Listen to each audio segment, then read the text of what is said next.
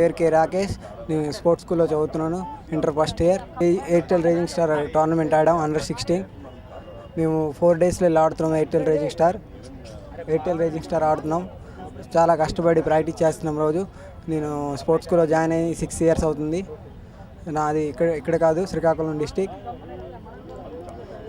నేను ఇంతకుముందు sub junior captain చేశా, జూనియర్ నేషనల్ ఆడా, school national under 17, under 14, 5 nationals, B division I league ఆడా. మా కోచ్ వినోద్ సార్, మా sports school director SO Narsaiah garu, ఇంకో కోచ్ మాడి సార్.